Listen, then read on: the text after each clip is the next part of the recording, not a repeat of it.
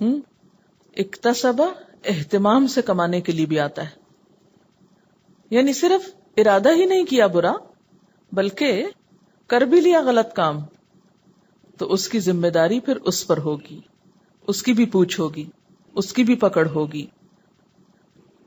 تو ایصال ثواب نیکی میں تو ہو سکتا ہے، گناہ میں نہیں ہوتا. اب مثلاً ہم یہ نہیں کر سکتے کہ یا اللہ یہ جو میری غلطیاں ہوئی ہیں میرے بچوں میں بانٹ دینا، ایسے نہیں ہوگا. مال تو ہم دے سکتے ہیں ان کو، نیکی کی تربیت دے سکتے ہیں. ہاں اگر غلط باتوں کی تربیت دیں گے جان بوجھ کے، اس کی پھر پوچھ ہوگی. لیکن یہاں اس بات کا بنیادی مقصد کیا ہے؟ جو کرو گے وہ بھگتو گے، مکتسبت. اس لیے پھر دعا کیا مانگی گئی؟ ربنا، اے ہمارے رب، لا تؤاخذنا، نہ تو مواخذہ کرنا ہمارا، اخذا سے حمزہ خیزال، گرفت کرنا، کسی غلطی کو پکڑنا. یا اللہ تو ہماری غلطیوں کو نہ پکڑنا. ان نسینا، اگر ہم بھولے، نون سین یہ نسیا بھولنا، خواہ غفلت کی وجہ سے ہو یا حافظے کی کمزوری کی وجہ سے ہو یا کسی بھی اور وجہ سے، یا اللہ جو بھول چوک ہم سے ہو جائے اس پہ ہم کو نہ پکڑنا، یعنی بلا ارادہ کوئی کام ہو جانا. او اخطأنا، یا ہم نے خطا کی. خطا غلطی، اس کی دو صورتیں ہوتی ہیں. نمبر 1، جو چیز پسندیدہ نہ ہو، مستحسن نہ ہو، اس کا ارادہ کرنا اور کر گزرنا، ایسی خطا قابل گرفت ہے. اسی طرح دوسرا یہ کہ ارادہ تو اچھے فعل کا کیا لیکن غلطی سے اس کے خلاف ہو گیا، ایسی خطا قابل مواخذہ نہیں. نبی صلی اللہ علیہ وسلم نے فرمایا، رفع عن امتی الخطأ والنسیان، میری امت سے اٹھا لیا گیا کیا؟ خطا اور نسیان. یعنی نسیان کیا ہے؟ کہ انسان بھول کر کوئی کام کر بیٹھے، یعنی کام اچھا کر رہا ہے لیکن وہ بھول گیا اور اس سے غلطی ہو گئی. اور خطا کیا ہے؟ کہ ناسمجھی سے کسی کام کو غلط طور پہ کر لے. خطا ایک تو یہ ہوتی ہے نا کہ انسان کسی غلط چیز کا ارادہ کرے اور پھر کر بھی لے، اور دوسری کیا ہوتی ہے کہ ارادہ تو اچھی چیز کا تھا لیکن ناسمجھی سے غلط ہو گیا. تو اللہ ہم کو نہ پکڑنا کس میں؟ ان نسینا، اگر ہم بھول جائیں، او اخطأنا، یا ہم خطا کر بیٹھے. ربنا، اے ہمارے رب، ولا تحمل، اور نہ بوجھ ڈال، علینا، ہم پر، اسرن، کوئی بوجھ. اسرن کا لفظ الف صاد رے سے ہے. اس کا معنی ہوتا ہے عہد، ذمہ داری، ایسا بوجھ جس کا اٹھانا دشوار ہو، بہت مشکل ہو، وہ بوجھ جو اٹھانے والے کو چلنے سے روک دے، جس کے اوپر آنے کے بعد انسان چل نہ سکے. یعنی یا اللہ ہم پر کوئی ایسی ذمہ داری، ایسی مشکل، ایسی پریشانی نہ ڈالنا کہ ہم تیرے راستے میں چل ہی نہ سکیں، تیری اطاعت ہی نہ کر سکیں. کیونکہ بعض اوقات انسان پہ ایسی ایسی آزمائشیں آتی، ایسی ایسی مصروفیات آ جاتی ہیں، یا معاشرے کے ایسے بندھن آ جاتے ہیں کہ انسان اچھا کرنا بھی چاہتا ہے تو کر نہیں پاتا. مثلا نبی صلی اللہ علیہ وسلم کے بارے میں قرآن پاک میں آتا ہے کہ آپ جب دنیا میں تشریف لائے تو آپ نے لوگوں کے اوپر سے کچھ بوجھ ہٹائے.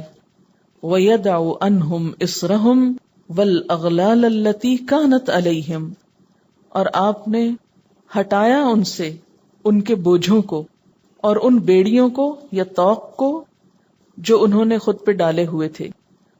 اس میں کس کی طرف اشارہ ہے؟ ان پابندیوں، ان رسموں کی طرف جو پچھلی کتابوں والوں نے یا پچھلے ادیان والوں نے اپنے اوپر ڈال رکھی تھی اپنی مرضی سے. جیسا کہ آگے آیا، مزید آیت کے اندر ہی وضاحت ہے، کما حملتہ، جیسا کہ تو نے ڈالا اس کو، علی الذین من قبلنا، ان لوگوں پر جو ہم سے پہلے تھے. تو گزشتہ امتوں پر دو طرح کے بوجھ تھے. ایک تو ان پر اللہ تعالی کی طرف سے کچھ پابندیاں عائد کی گئیں، اور دوسرے انہوں نے خود بھی اپنے اوپر بہت سی پابندیاں عائد کر لی یا بوجھ ڈال لی. اللہ تعالی کی طرف سے کیا پابندیاں تھیں ان پر؟ مثلاً ان کی شریعت کے کچھ احکامات ان کے لیے بہت مشکل تھے. مثلاً آپ کو یاد ہوگا کہ بچڑے کی پرستش کرنے والوں کے لیے جب توبہ کی بات ہوئی تو اس کے لیے 7 شرط کیا تھی؟ قتل.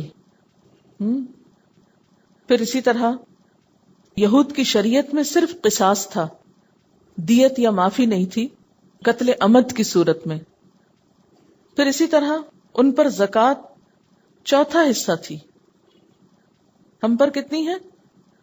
40واں حصہ. پھر اسی طرح ان کو حکم یہ تھا کہ اگر کسی کپڑے پر پیشاب لگ جائے یا نجاست لگ جائے تو دھونے سے نہیں پاک ہوگا، اس کو کاٹ کے پھینکنا پڑے گا. کتنی مشکل ہوگی. پھر اسی طرح غنیمت کے اموال ان پہ حرام تھے. تو یہاں دعا کیا مانگی گئی کہ یا اللہ اپنے دین میں بھی ہمارے اوپر ایسی پابندیاں اور ایسے بوجھ نہ ڈالنا کہ جو ہم اٹھا نہ سکیں، جن پر ہم عمل نہ کر سکیں. اور دوسری طرح کی ان پر پابندیاں اور بوجھ کیا تھے؟ ان کے اپنے خود ساختہ رسم و رواج اور طور طریقے، اور دین میں خود ساختہ اضافے. مثلا حائضہ عورت کے ساتھ وہ کیا کرتے؟ اس کو بالکل کاٹ کے گھر سے الگ بٹھا دیتے، نہ اس کے ہاتھ کا کھاتے، نہ اس کو چھوتے، اس کے ہر چیز کو ناپاک سمجھتے.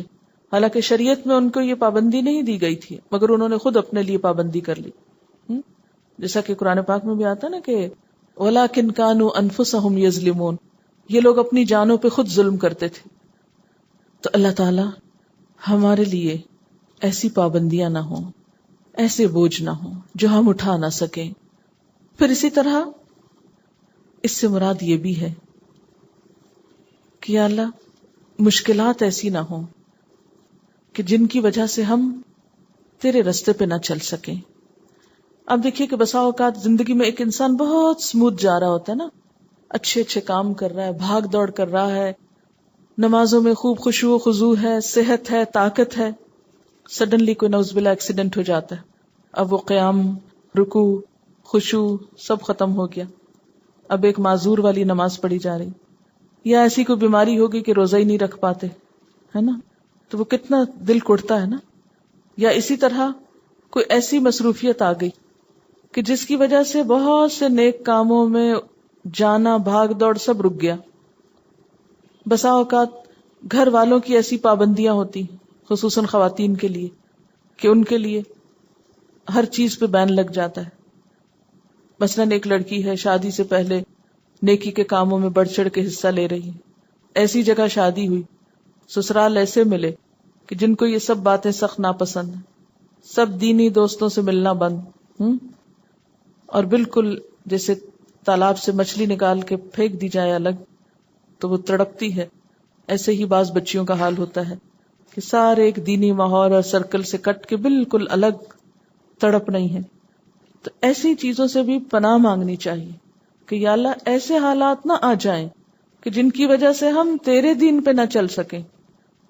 ربنا، اے ہمارے رب، ولا تحملنا، اور نہ تو اٹھوانا ہم کو، ما لا طاقت لنا بہ، جس کی ہم میں طاقت نہیں. اللہ ہم پہ ایسی پابندیاں نہ ڈالنا، ذمہ داریاں نہ ڈالنا، ہم پہ ایسی ذمہ داریاں عائد نہ کرنا، ہم سے ایسے بوجھ نہ اٹھوانا کہ جن کو ہم اٹھا نہ سکیں، جن کو اٹھانے کی طاقت نہیں. واعف عنا، اور ہم کو معاف کر دینا. واعف عنا، عفو عین فے واو، معاف کرنا، گناہوں کو نامہ اعمال سے مٹا دینا.